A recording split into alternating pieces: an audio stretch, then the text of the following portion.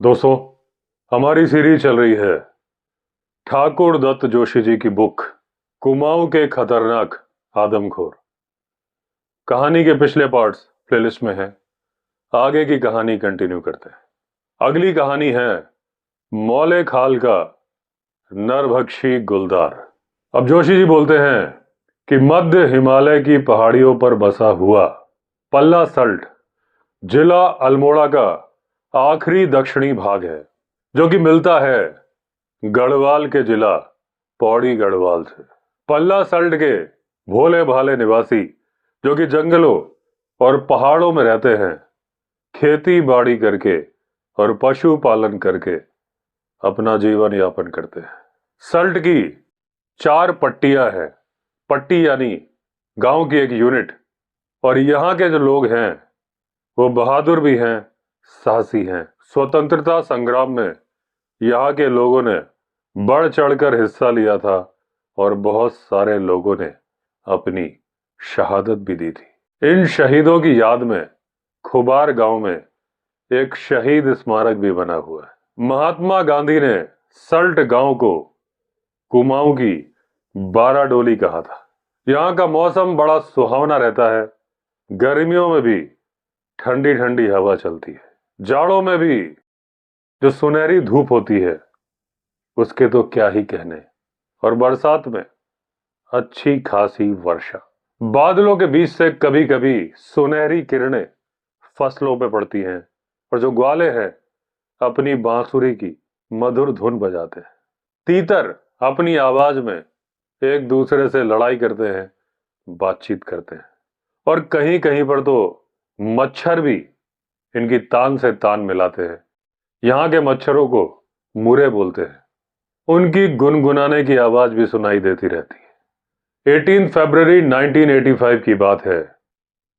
एक आदमखोर गुलदार यानी कि नरभक्षी तेंदुआ, जिसने एक महिला को उसके घर में ही जाके मारा था, और ये खबर जंगल में आग की तरह पूरे इलाके में फैल गई। ये खबर फील्ड डायरेक्टर के ऑफिस तक पहुंची और मुझे आदेश प्राप्त हुआ कि जाकर मैं मौका मुआयना करूं।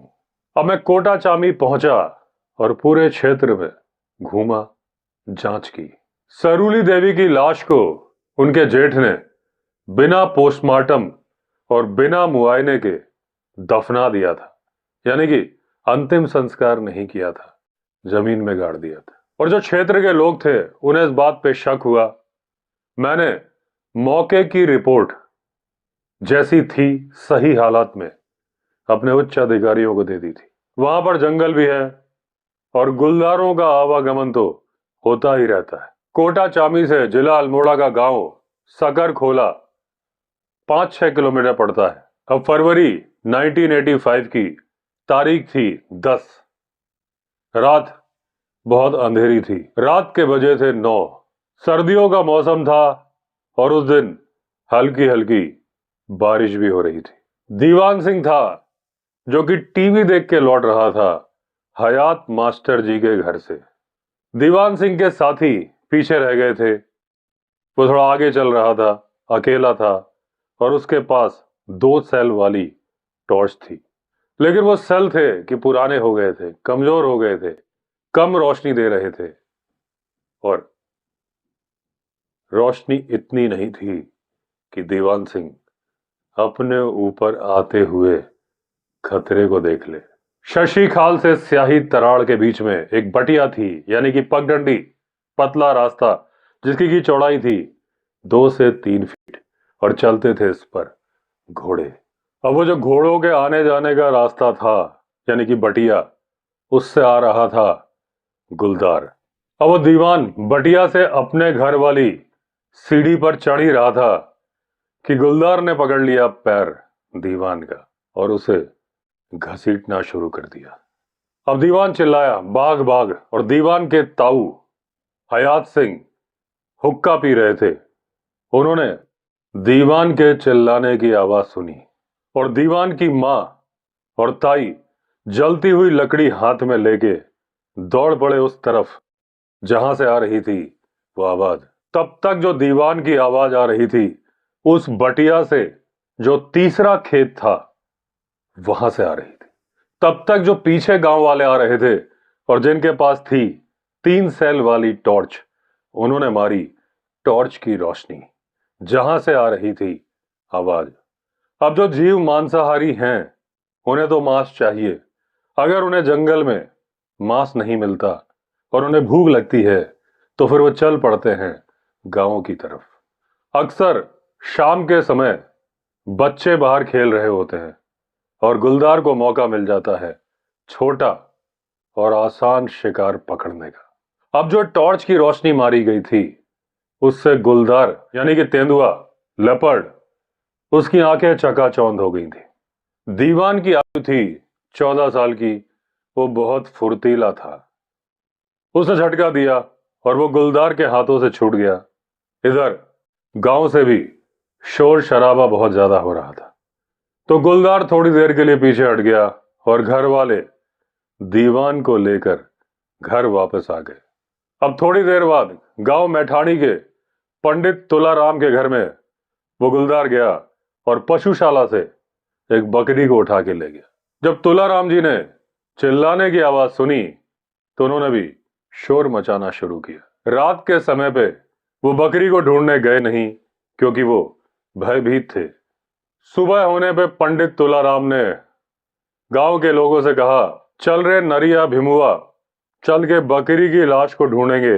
मिल गई तो ठीक, नहीं तो हो सकता है तेंदुआ उसे लेके चला गया। अब बाकी के 4-5 लोगों ने सोचा कि अगर शिकार मिल गया तो खाने को मिलेगा। उसके लालच में वो पंडित तुलाराम के साथ चल पड़े। जब आगे स्रोत में पहुंचे तो वहां पर खून के निशान मिले।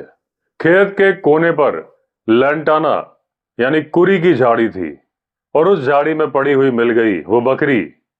उस बकरी का आधा मांस वो गुलदार खा चुका था। नरिया आगे खड़ा था।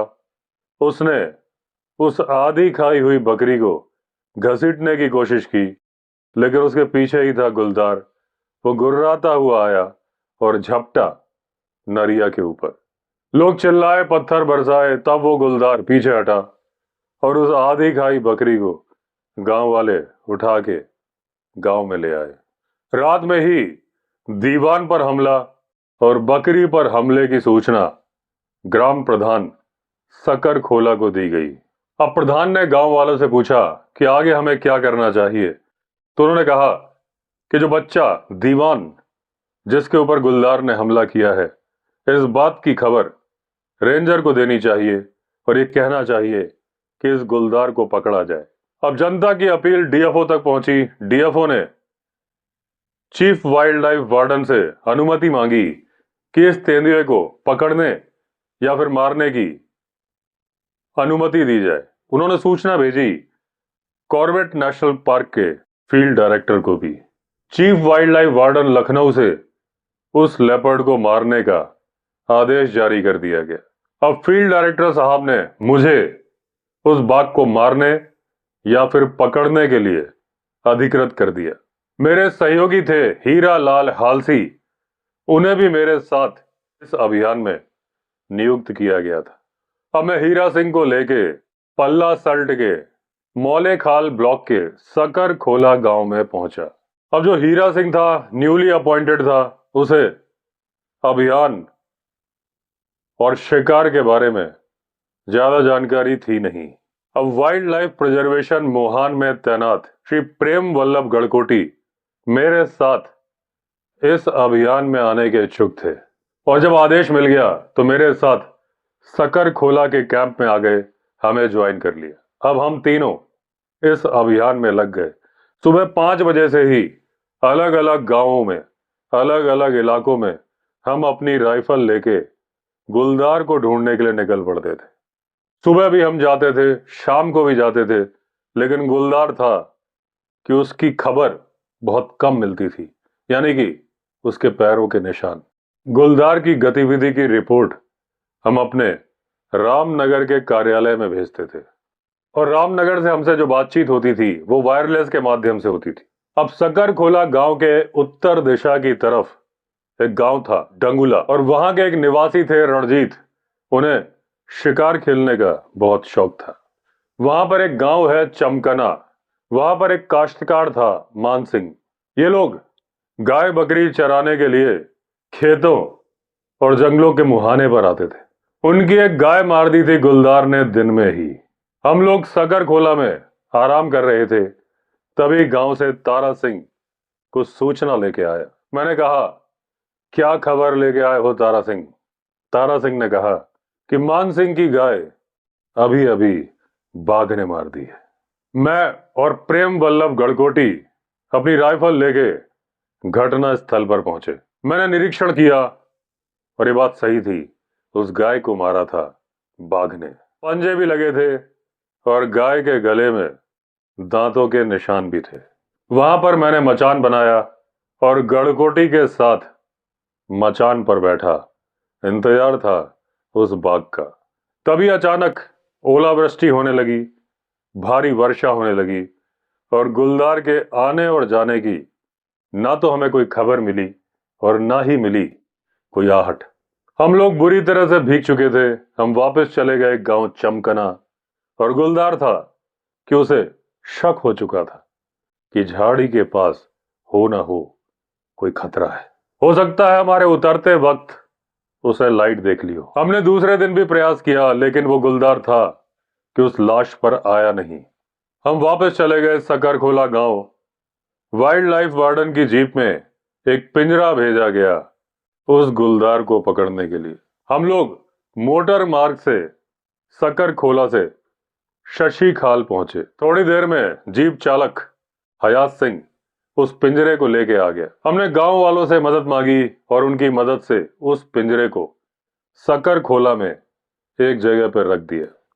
फरवरी 1985 थी, दिन था ट्यूसडे यानी कि मंगलवार। श्री दान सिंह सोली गांव से बैल लेके आ रहे थे। सोली और लैड़ा के बीच में पड़ता है एक छोटा सा स्रोत। दिन में स्रोत पर गांव वालों के पालतू जानवर भी पानी पीने आते थे। दान सिंह काले कबरे बैलों की जोड़ी लेकर उस स्रोत पर पहुंचे ही थे। बैल अभी पानी ही पी रहे थे कि एक गुलदार, जो कि एक काकड़ यानी कि बार्किंग डियर का पीछा कर रहा था, सामने आया और उसे नजर आ गए बैल। यानी आसान शिकार, कम मेहनत में ज्यादा मुनाफा। उसने हमला कर दिया बैलों पर। अब एक बैल डर के मारे पहाड़ से नीचे ही कूद गया। उसे लगा पीछे तो मौत है, लेकिन उसकी मौत सामने थी। पहाड़ से गिरने से उसकी मौत हो गई। अगले दिन गुलदार ने ग्राम पाली में दीवान सिंह के घर में घुस के उसकी 11 वर्षीय लड़की खगोती को घायल कर दिया। खगोती खाना खाकर हाथ धोने के लिए बाहर आई थी और गुलदार था पहले से घात लगा के बैठा था सीढ़ियों में, और दीवान सिंह थे कि घर के अंदर बैठ के हुक्का गुड़गुड़ा रहे थे। गुलदार ने खगोती के नीचे का हिस्सा पकड़ा, लेकिन उसके हाथ लगे उसके कपड़े और खगोती जोर से चिल्लाई। उसके पिता दौड़कर बाहर आए और खगोती ने चिल्लाना शुरू किया, बाघ बाघ। दीवान सिंह के हाथ में हुक्का था। उन्होंने वो हुक्का गुलदार के ऊपर फेंक कर मारा और आग की चिंगारियां पड़ गईं बाघ यानी गुलदार के ऊपर। दोस्तों, पहाड़ पर गुलदार यानी तेंदुआ यानी लेपर्ड को बाघ बोला जाता है। खगोती, जिसकी के प्राण पखेरु उड़ चुके थे, उसके शव को उस गुलदार यानी बाघ ने वहीं छोड़ दिया। रात के 9:15 पर उस गुलदार ने मोतीराम की गौशाला से एक बकरा मार दिया। और वो गुलदार इतना ढीठ था कि उस बकरे को मारकर उसी के मकान की छत पर बैठ गया और खाने लगा। लोग डरे हुए थे। मोतीराम ने बहुत हल्ला किया, लेकिन किसी की हिम्मत नहीं थी कि वो अपने घर से बाहर निकले। सब अपने अपने घर के अंदर से लाइट जला के हल्ला कर रहे थे। लेकिन उस गांव में एक निडर लड़का था, उसका नाम था श्याम सिंह। वो अपने एक हाथ में लाठी और एक हाथ में टॉर्च लेके बाहर निकल पड़ा और आया मोती सिंह के घर। और उस बाघ ने जोरदार दहाड़ मारी और उछाल मारी और चला गया गांव से बाहर, क्योंकि मालूम था कि ये जो आदमी आया है बड़ा हिम्मती है। अब जिस गांव से गया था उस गांव का नाम था मैठाणी, और मैठाणी गांव के पास एक और गांव था, उसका नाम था पाली। गांव के ऊपर बाला दत्त का घर था।